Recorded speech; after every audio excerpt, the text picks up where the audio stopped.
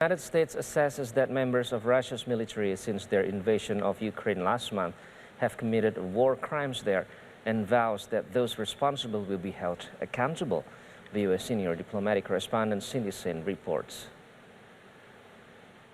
As Russia continues to pound civilian targets in Kyiv and other Ukrainian cities and towns, State Department officials have been careful not to label the attacks as war crimes, saying documentation and investigation are needed. U.S. Ambassador Beth Van Schaak is focused on global criminal justice. She was confirmed by the Senate last week and had an important announcement to make on her second day on the job. She said a careful review has now taken place. Earlier today, Secretary Blinken issued a statement announcing that based on information that is currently available, the U.S. government assesses that Russia's forces are committing war crimes in Ukraine. Van Schaak said the U.S. and its partners have been shocked by images of Russian forces and airstrikes hitting civilian sites in Mariupol, including the maternity hospital, a museum, and an art school. Reporters asked her if the war crimes assessment also applies to Russian President Vladimir Putin. Van Schaak had this to say. And as you mentioned, there is a chain of command when it comes to a military like the Russian military, and doctrinally, we're able to hold responsible under international law those who are directly responsible, those who might be complicit, or otherwise engaged in some sort of a joint criminal enterprise with the perpetrators.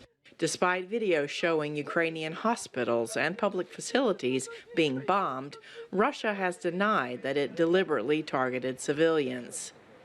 U.S. officials say accountability will ultimately depend on the judgment of a court that has jurisdiction. Speaking at the United States Institute of Peace, Ukraine's ambassador to the United States, Oksana Markarova, remembered the first Nazi concentration camp created in March 1933 near Munich. And unfortunately today the history repeats itself. And today again, in the center of Europe, now in Ukraine, we are talking about atrocities, about genocide, about war crimes and crimes against humanity.